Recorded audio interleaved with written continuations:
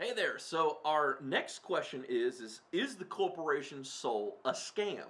Well, you have to understand that it's only a scam if it's used for its unintended purpose or if you don't have a church. You have to realize you can't use a corporation soul for its unintended purposes. So, for instance, if you're attempting to use the mechanism of a corporation soul, the literal incorporation of a corporation soul, simply to, let's say, for instance, set off debt, or you're going to try to accept things for value, which is a absolute scam. Um, or you're trying to hide assets or use it as a tax shelter, and those are your primary, motivations for getting one.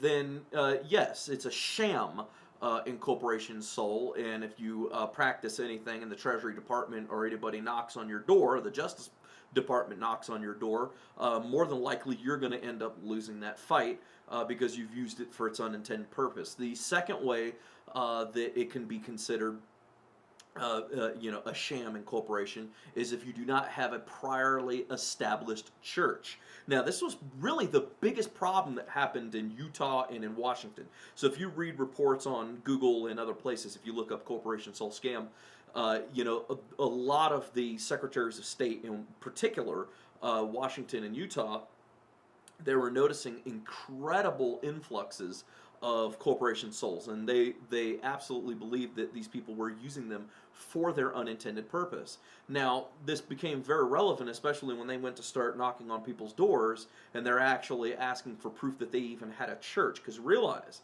it's impossible to have a corporation soul and not have a church. You have to understand that it's the office and the title of the church. Now, just because you say it's a church, but without any lawful documentation, that's not going to fly in a court of law. It will not fly. Your good word is not good enough. That's why we created an affidavit beforehand. And this was the number one thing that they did wrong in Utah and in Washington.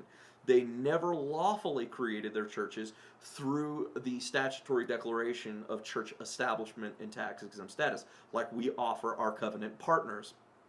This is monumentally important because you have to understand the power of an affidavit. An affidavit is a statement of fact under penalty of perjury. That means if you lie on the document, you are going to go to prison. All right? It is the highest form of physical evidence you could bring into a court of law. If one party tries to disprove your affidavit, they have to physically go through the hoops to disprove that the facts of the affidavit are wrong. In this case, our affidavit is clearly stating that you have a lawful church. You are establishing it. You have congregate witnesses that are signing their names under penalty of perjury, with notaries present that are literally witnessing everything, and it's documented in their notary books forever. So you have to realize is very, very powerful form of documentation, almost like administrative law that you're performing by lawfully declaring your ministry. Because if you don't lawfully declare your ministry through an affidavit like we do, and let's say, for instance, people in Utah, they're creating corporation souls. They just literally they say, hey, well, philosophically, we're the church, so we're just going to go and create a corporation soul. Well, yeah, technically, you can go do that. You can go and try that. But if you do get a knock on the door from the Treasury Department or the Justice Department, and they say, well, you're a business disguised as a ministry, well, what proof do you have to refute that? Well, in this case, none of these guys could ever refute it. They had nothing to show that they were physical, lawful church entities. There's nothing there to make any type of paper trail that led anybody to a conclusion that it was actually being used for a religious purpose in relationship to the church. So because of that, the IRS had the authority to say, and the secretaries of states had the lawful authority to say that those corporation souls that were formed in that method were sham corporation souls, and that they would be brought to court and they would be levied upon and they would have their stuff frozen and everything else. and rightfully so, because they were set up improperly. So is the corporation sole in and of itself a scam? Absolutely not at all. The law specifically states in the laws that we post on our website in relationship to corporate souls, they're right there for putting not only on our website, but literally we give links to the websites where you can go see the documented material yourself. It's absolutely completely lawful. But if you try to misuse its purpose, or if you incorporate it improperly, then you can potentially very well end up being considered a sham incorporation. Matter of fact, if folks are not Holy Spirit led, and if I even discern, because I speak to everybody that directly that wants us to become a covenant partner and act as a registered agent for them in the state of Oregon, I speak to everybody directly about that. And if there's even the inkling of me believing that if I discern in any way, shape, or form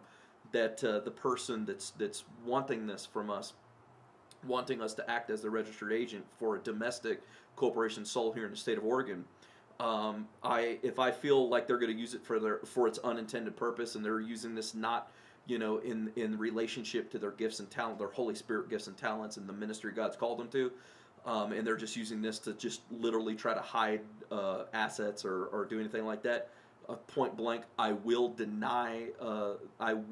absolutely deny them. I tell them, don't even waste your time. And folks, I have had people that have literally offered to wire the money in to our accounts, and I have denied them, because if it doesn't line up with godly order, if it doesn't line up with 1 Timothy chapter 3, and it doesn't line up with what we talk about and our vision of why we want to take this and help people out and lift up their ministries, then I tell them, don't even waste their time. So I hope this answered your question. We got plenty more, and if you have any other questions whatsoever, feel free to always email us at support@corporationsole.org, and we'll be there 24/7 to answer any question you could potentially have. All right, thank you, and God bless.